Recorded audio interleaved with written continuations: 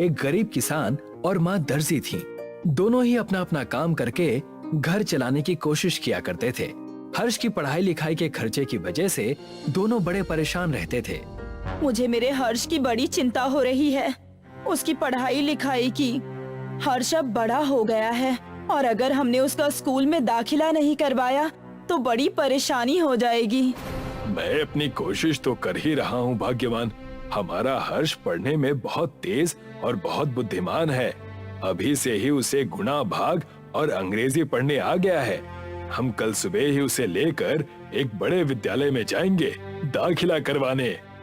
हर्ष को लेकर सुबह ही कुसुम और राम नारायण एक बड़े से विद्यालय में जाते हैं। राम नारायण वहाँ की खूबसूरती देखकर दंग रह जाता है। माँ, क्या मैं इस स्कूल में पढ़ूंगा? बिल्कुल बेटा, तुम इसी स्कूल में पढ़ोगे। यहाँ पढ़कर बड़े आदमी बनोगे और ऐसे ही कई सारे स्कूल भी बनाओगे। मुझे बड़ी हिचकिचाहट हो रही है, कहीं हमें ज्यादा पैसे ना भरने पड़ जाए। अरे आप चलो तो वहाँ चल के देखे तो सही। वहाँ जाते ही उन्हें गेट पर खड़ा चौकीदार रोक लेता है। ठहरो, कहाँ चल दिए बिना किसी अनुमति के? वो दरअसल मैं अपने बच्चे का इस विद्यालय में दाखिला करवाने आया हूँ। दाखिला, और वो भी यहाँ? लगता है तुम अपनी औकात भूल रहे हो। यहाँ बस अमीरों के बेटे आते हैं और तुम्हें देखकर लग रहा है कि तुम कहीं कचरा साफ करते हो। ये आप कैसी बातें कर रहे हैं? मेरा बच्चा पढ़ने में बहुत होशियार है। कृपया करके हमें अंदर जाने दीजिए, हमारा अपमान मत करिए। मैंने तुमसे कह दिया ना, चले जाओ, वरना मुझे अपने इस डंडे का सहारा लेना पड़ेगा। चौकीदार उन्हें वहाँ से डांट कर भगा ही रहा था कि उस विद्यालय के एक मास्टर वहाँ आ जाते हैं और राम नारायण और उसके परिवार की दशा देखकर कहने लगते हैं, चौकीदार, मैंने तुम्हें कितनी बार कहा है, लोगों से इस तरह की बातें मत किया करो। चलो जाओ और अपना काम करो, मैं इन्हें देख लूंगा। आप सब मेरे साथ मुख्य अध्यापक के ऑफिस में चलिए। और सब मिलकर मुख्य अध्यापक के ऑफिस में चले जाते हैं। जी मैम, ये हमारे विद्यालय में अपने बच्चे का दाखिला करवाने आए हैं, इसीलिए मैं इन्हें अंदर ले आया। बच्चा बड़ा होशियार और काबिल है। कहिए, क्या बात है? आपको हमारे स्कूल का नाम पता है? ये दीन दयाल स्कूल है। ये बहुत बड़ा कॉन्वेंट स्कूल है। अंग्रेजों के तौर तरीके सिखाते हैं हम यहाँ पर बच्चों को, ताकि उनमें अनुशासन रहे। हम अपने बच्चे के अंदर यही सारे गुण चाहते हैं और इसीलिए हम जितना चाहे उतना पैसा देने को तैयार हैं। राम नारायण के इतना कहने से प्रिंसिपल और उस मास्टर की आंखें लालच से चमक जाती हैं। तब मास्टर ने उस प्रिंसिपल मैडम से चुपके से कहा, ये गरीब भले हैं, लेकिन इनकी लाचारी का हम पूरा फायदा उठा सकते हैं। अपने बच्चे को पढ़ाने के लिए ये पूरे पैसे दे देंगे। अगर आप कहें तो इनसे 2 गुने ज्यादा पैसे ले लूं। ये भी कोई कहने की बात है? उनके यहाँ से पैसे आएंगे तभी तो हमारे बच्चे और परिवार खुशी से रहेंगे। जितना लूट सकते हो लूट लो। हमारे विद्यालय में 25,000 में दाखिला होता है। मैं इन्हें 50,000 कहूँगा, आप हामी भर देना। राम नारायण, तुम 50,000 रुपए लाकर दे दो और अपने बच्चे का इस विद्यालय में दाखिला करवा दो। मालिक, इतने पैसे मैं कहाँ से लाऊंगा? क्या मुझे थोड़ा वक्त मिल सकता है क्या? देखो, अगर अपने बच्चे की भविष्य की सुरक्षा चाहते हो तो दाखिला लो, वरना हमारा समय बर्बाद मत करो। दफा हो जाओ, जब पैसे हो जाए ना तब आना। राम नारायण, कुसुम और हर्ष वहाँ से निराश होकर घर चले जाते हैं। पिताजी, मेरे उम्र के सारे बच्चे स्कूल जाने लगे हैं, अच्छी अच्छी टिफिन लेकर। मैं कब जाऊंगा? तुम जरूर जाओगे बेटे, बस थोड़ा सा इंतजार करो। मुझे हर्ष की बड़ी चिंता हो रही है। 50,000 रुपए हम कहाँ से लाएंगे? अपने बच्चे को पढ़ाने के लिए मैं कुछ भी कर सकता हूँ। क्यों ना हम चलकर गांव में रामू काका की मदद ले। गांव में सबसे पुराने और पढ़े लिखे वही हैं। वो हमारी मदद जरूर करेंगे। राम नारायण और कुसुम रामू काका के घर जाते हैं और उन्हें सारी समस्या बताते हैं। तब रामू काका उनसे कहते हैं, तुम अपने बच्चे को हमारे गांव के विद्यालय में क्यों नहीं डाल देते? हमारे गांव के विद्यालय में? हमारे गांव में विद्यालय है कहाँ? गांव में कोई अच्छी शिक्षा नहीं दे सकता, इसीलिए तो उन्हें दूसरे गांव या शहर के विद्यालय में डाला जाता है। तुम दोनों मेरे साथ आओ, मैं तुम्हें अपने गांव में ही कुछ दिखाता हूँ। रामू काका उन्हें जंगल के रास्ते से एक गुफा की ओर ले जाते हैं और कहते हैं, इस गुफा में जाओ, तुम्हें सब पता चल जाएगा। जैसे ही कुसुम और राम नारायण गुफा में जाते हैं, किसी दूसरे ही दुनिया में पहुंच जाते हैं और उनके सामने एक बड़ी सी पाठशाला नजर आती है जो पूरी सोने की होती है। उस पाठशाला में सोने की घंटी होती है, सोने का ब्लैक बोर्ड, सोने का बेंच जिस पर सारे बच्चे पढ़ाई कर रहे होते हैं। ये सारी चीजें देखकर कुसुम और राम नारायण चौंक जाते हैं और रामू काका से पूछते हैं, ये सब कैसे हो सकता है? हमारे गांव में सोने की पाठशाला कैसे हो सकती है? और ये गुप्त क्यों है? तब जाकर रामू काका उन्हें सब बताते हैं। अंग्रेजों के डर की वजह से ये स्कूल हमारे पूर्वजों ने यहाँ बनवाया था ताकि हमारी संस्कृति और विचार ना बदले। मेरे पिताजी इस विद्यालय के शिक्षक थे। एक दिन उन्हें अंग्रेजों ने पकड़ लिया। तुम 2 कौड़ी के लोग हमारे जैसे स्कूल्स खोल रहे हो, तुम्हें तो मैं छोड़ूंगा नहीं। लेकिन हमने तुम्हारा क्या बिगाड़ा है? अपने बच्चों को पढ़ा कर तुम हमसे आगे बढ़ना चाहते हो, ये मैं हरगिज नहीं होने दूंगा। तुम हमसे चाहते क्या हो? हम क्या करें? पूरे नागपुर गांव में जितना सोना है तुम हमें लाकर दो और अपनी ये गंदी सी स्कूल बंद करके यहाँ से चले जाओ। मैं इन्हें ये सोना हरगिज नहीं दूंगा। सारे सोने को लेकर उस जंगल के गुफा में छुपा दूंगा और अपनी अलग दुनिया बनाऊंगा। उस वक्त से लेकर अब तक हम नागपुर गांव वाले इस सोने की स्कूल को खुफिया तरीके से चला रहे हैं। हे भगवान, तो असली बात ये है कि आप मेरे बच्चे को भी इस सोने के स्कूल में दाखिला देंगे? कृपा करें रामू काका, मेरे बच्चे को शिक्षा की बहुत जरूरत है। मैं तुम्हारे बेटे को इस विद्यालय में तभी लूंगा जब तुम शहरी विद्यालय की पोल खोलोगे। उन लोगों ने हमारे गांव के कई सारे लोगों को ठगा है, उन्हें तुम्हें पकड़वाना होगा। हम बिल्कुल ऐसा ही करेंगे, उन्हें सजा दिलवा कर रहेंगे। इसके लिए हमें एक सबूत देना होगा। तुम उसकी चिंता मत करो, जितने पैसे उन्होंने मंगवाए हैं उतने पैसे लेकर जाओ। मैं पीछे से पुलिस को बता दूंगा, तब उन्हें रंगे हाथ हम पकड़ लेंगे। कुसुम और राम नारायण ने ऐसा ही किया। वो पैसे लेकर उस महंगे विद्यालय में चले गए और राम नारायण ने प्रिंसिपल से कहा, जी ये लीजिए आपके पैसे, पूरे 50,000 हैं। हाँ हाँ, लाओ लाओ। मुझे पहले से ही पता था कि तुम अपने बच्चे को हमारे पास ही पढ़ाओगे। अरे इतना अच्छा स्कूल जो है और कहाँ सोने की पाठशाला में पढ़ता। लाओ, मुझे पैसे दो। जैसे ही राम नारायण ने पैसे प्रिंसिपल को दिए, पैसे हाथ से लेते ही उस कमरे में पुलिस वाले घुस गए और उन्हें रंगे हाथों पकड़ लिया। तुम्हें हम हवालात में अच्छी शिक्षा देंगे। मैं और मेरे पति मेहनत करके दिन रात लोगों के घरों का काम करके अपने बच्चे को पढ़ाना चाहते थे, और तुम हो कि तुम्हें शर्म ही नहीं है। प्रिंसिपल और मास्टर दोनों रंगे हाथ पकड़े गए और इसी तरह हर्ष अपने सोने की पाठशाला में अपनी शिक्षा पूरी करने लगा। मीनाक्षी और गुंजन एक दूसरे के पड़ोसी थे। दोनों में बहुत प्यार मोहब्बत था। उनके घर के सामने से कई फेरी वाले गुजरते थे। मीनाक्षी जब भी कुछ खरीदती तो गुंजन को आवाज जरूर लगा देती। गुंजन, अरे ओ गुंजन, गोभी वाला आया है, मात्र 10 रुपए किलो गोभी बेच रहा है, तुम भी ले लो, फिर कहोगी कि बताया नहीं। इसी तरह गुंजन भी जब कुछ खरीदती तो मीनाक्षी को बुला लिया करती।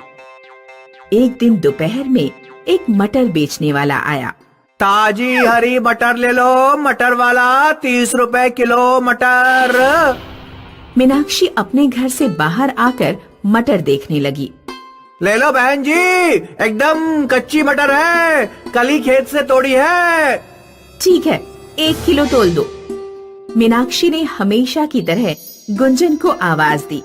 गुंजन, ओ गुंजन, मटर वाला आया है, अच्छी मटर है, लेना है तो आ जाओ। संयोग से गुंजन उस दोपहर रजाई ओढ़कर गहरी नींद में सो रही थी। मीनाक्षी के कई बार आवाज देने पर भी जब गुंजन बाहर नहीं आई तो मीनाक्षी ने अपने लिए मटर खरीद लिए और मटर वाला चला गया। शाम को जब मीनाक्षी सब्जी बनाने के लिए मटर छीलने बैठी तो उसके होश उड़ गए। मटर में से सोने के दाने निकल रहे थे। उसी समय मीनाक्षी का पति शुभम ड्यूटी से लौटकर आया। शुभम स्वार्थी और लालची किस्म का इंसान था। सोने के मटर के दाने देखकर वह बहुत खुश हुआ। अरे वाह, हम तो माला माल हो गए। तुमने 1 किलो मटर ही क्यों खरीदी? कम से कम 10-12 किलो मटर खरीद लेती। मुझे क्या पता था कि मटर में से सोने के दाने निकलेंगे। पता होता तो ज्यादा खरीद लेती। मीनाक्षी के पति ने पूरे गांव में अपने अमीर होने का खूब दिखावा किया। जब गुंजन को पता लगा कि मीनाक्षी ने ऐसे मटर खरीदे हैं जिसमें से सोना निकला है, तो वह मीनाक्षी के घर पहुंची। क्यों मीनाक्षी, तुमने मटर अकेले अकेले खरीद लिए? मैं जब भी कुछ खरीदती हूँ तो हमेशा तुम्हें आवाज लगाती हूँ। मैंने तुम्हें आवाज दी थी, लेकिन तुम घर से बाहर ही नहीं निकली। शायद तुम सो रही थी। अच्छा हाँ, मैं परसों दोपहर थोड़ा सा सो गई थी। मुझे लगा कि तुमने जानबूझकर मुझे नहीं बुलाया। मुझे माफ करना। कि वह मटर वाला कभी दोबारा आए तो मैं भी उससे मटर खरीदूंगी। गुंजन जब घर पहुंची तो गुंजन का पति उससे बोला, अब पता लगी तुम्हें अपनी मीनाक्षी बहन की असलियत। तुम तो कहती थी कि मीनाक्षी बहुत अच्छी है। अब देखा कैसे वो सोने की मटर अकेले खरीद कर बैठ गई। हमें गलतफहमी हो गई है। मीनाक्षी ने मुझे आवाज दी थी, लेकिन उस दोपहर नींद में होने के कारण मैं मीनाक्षी की आवाज सुन ही नहीं पाई थी। मैं नहीं मानता, वो झूठ बोल रही है।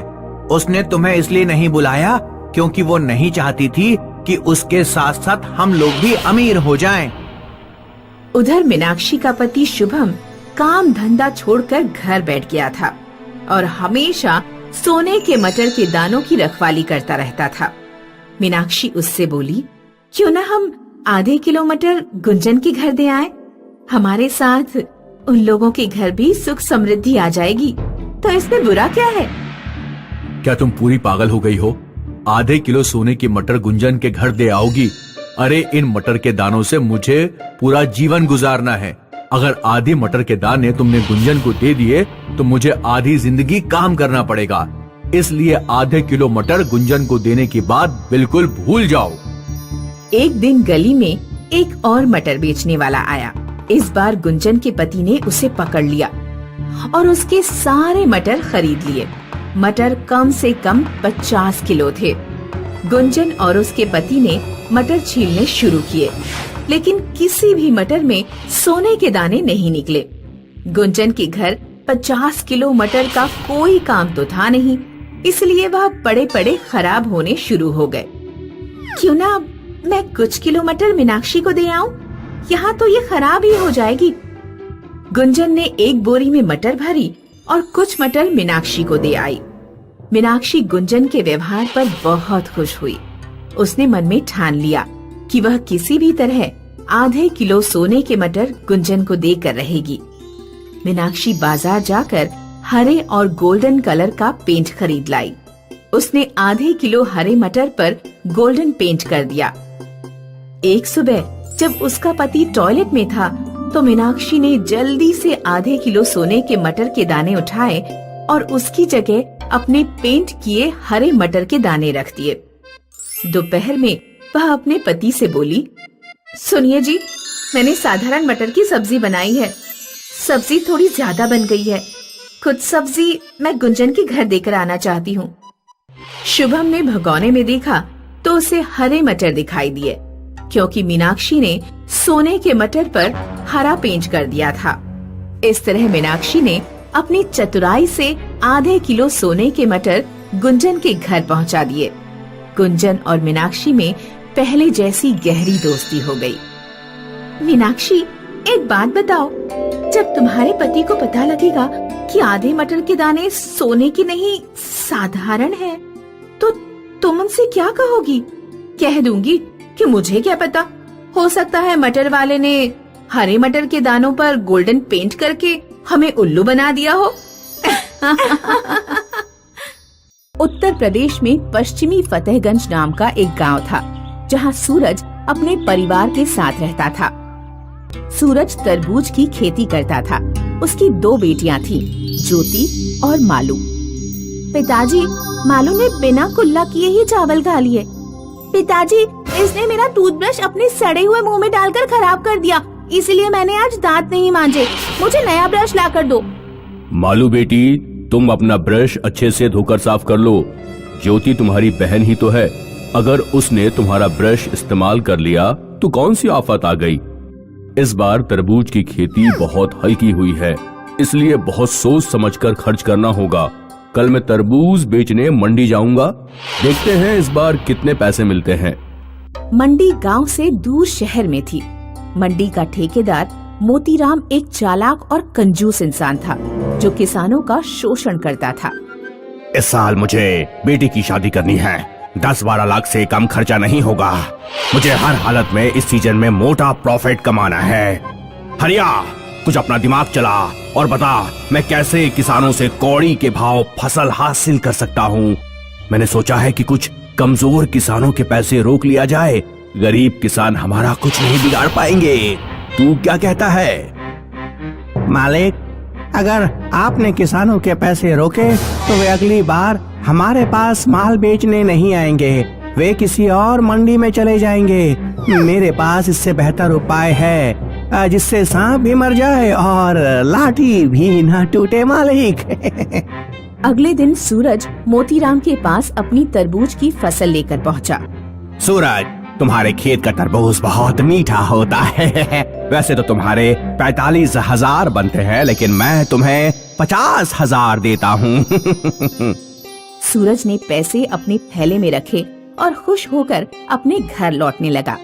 ज्योति और मालू के लिए एक सूट का कपड़ा खरीद लेता हूँ और 2 नए टूथब्रश भी। सूरज अपने विचारों में मग्न था। अचानक 2 मोटरसाइकिल सवार आए और सूरज का थैला छीनकर फरार हो गए। चोर चोर, कोई पकड़ो मेरा थैला, चोर चोर। दोनों चोर मोतीराम ने ही भेजे थे।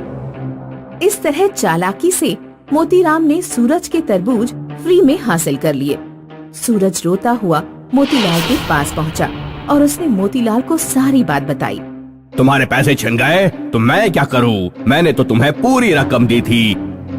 सेठ जी, मेरे बच्चे भूखे मर जाएंगे, मेरी कुछ तो मदद कीजिए। 2 तरबूज उठा लो और जाओ यहाँ से। आज भर के लिए तुम्हारे परिवार का खाने का इंतजाम हो जाएगा। सूरज बेचारा हाथों में तरबूज लिए रोता हुआ घर लौटने लगा। रास्ते में एक महात्मा आ रहे थे। बेटा, बहुत प्यास लगी है, क्या तुम एक तरबूज मुझे दे सकते हो? सूरज ने एक तरबूज महात्मा को दे दिया।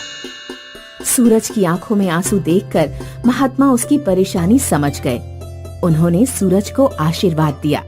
आज से ठीक 1 वर्ष बाद तुम्हारी सारी परेशानियां दूर हो जाएंगी।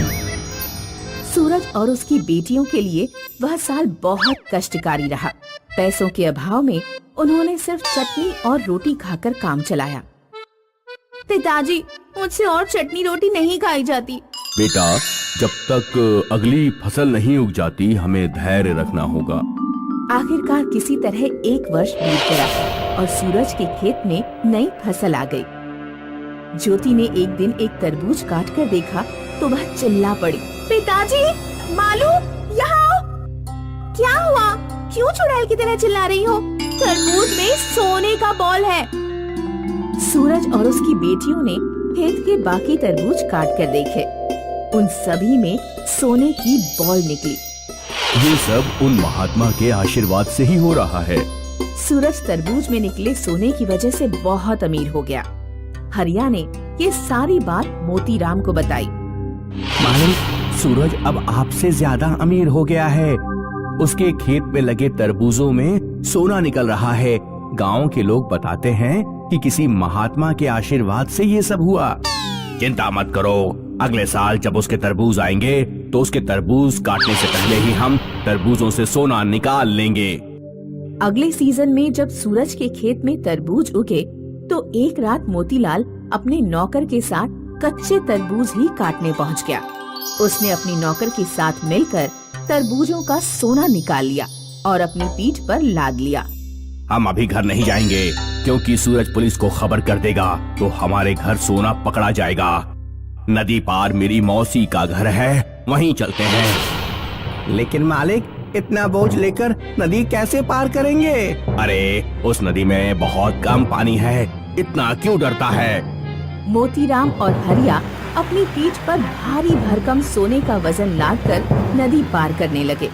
संयोग से उसी समय नदी के डैम से पानी छोड़ दिया गया। नदी में पानी का स्तर बहुत बढ़ गया।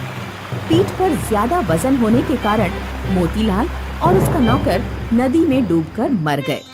किसी ने ठीक कहा है, न्याय के हाथ लंबे होते हैं।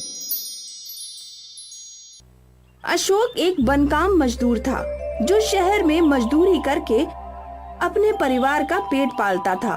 उसको रोज की मजदूरी से 300 रुपए मिला करते थे। अशोक एक किराए के घर में रहता था अपने पूरे परिवार के साथ। उसके परिवार में उसकी पत्नी अनुराधा और उसके 3 बच्चे थे, भुवन, जीवन और नंदिनी। ये लो अनुराधा, आज की दिहाड़ी। हाँ, कल मैंने किराएदार को 3000 किराया दे दिया। अच्छा किया। हाँ, काश आपका वेतन बढ़ जाए। इतने कम वेतन में हम पैसे कैसे बचत कर सकते हैं? भगवान करे ऐसा जल्दी हो, पर अब जो भी है वो है। कम से कम मैं खुश हूँ कि हमारे खाने के लाले नहीं हैं। बच्चे स्कूल जा रहे हैं और हम भर पेट खाना खा रहे हैं। भगवान को लाख लाख धन्यवाद। हाँ बिल्कुल, भगवान जी की हम पर बहुत कृपा है। अशोक और अनुराधा भले ही गरीब थे, पर उन्हें अपनी परिस्थिति से कोई बैर नहीं था। वो खुश थे और संतुष्ट थे। अनुराधा अक्सर गरीबों की मदद किया करती थी। एक दिन की बात है, अनुराधा बाजार में सब्जियां खरीद रही थी। तभी उसने देखा कि एक बूढ़ी औरत रास्ते पर भीख मांग रही है। बहुत भूख लगी है बेटा, कई दिनों से कुछ नहीं खाया। आसपास के लोग बूढ़ी औरत को देख रहे थे, पर कोई भी उसे पैसे नहीं दे रहा था। अम्मा, आपको बहुत भूख लगी होगी ना, आइए मेरे साथ। अनुराधा उस औरत को बगल के एक छोटे से ढाबे पर ले गई। भैया, अम्मा को पेट भर के खाना खिला दो, ये लो पैसे। अनुराधा ने ढाबे वाले को पैसे दे दिए और ढाबे वाले ने अम्मा को खाना खिला दिया। कई दिनों से भूखी अम्मा हड़बड़ी में खाना खाने लगी। अनुराधा वहीं पास बैठी थी। जब अम्मा ने पूरा खाना खा लिया, और कुछ चाहिए अम्मा? नहीं बेटा, पेट भर गया। भगवान तुम्हारा भला करे, तुम जुग जुग जियो, हमेशा खुश रहो। अनुराधा ने अम्मा के हाथ में कुछ और पैसे दिए। ये रखिए, आपको जब वापस भूख लगेगी कुछ खा लीजिएगा। शुक्रिया, तू बहुत अच्छी है बेटा, तेरे साथ कभी बुरा नहीं होगा। जब तुझे मदद की जरूरत होगी, तुझे मदद हमेशा मिलेगी। अनुराधा वहाँ से मुस्कुराकर चली गई। अनुराधा की तरह अशोक भी बहुत अच्छा था।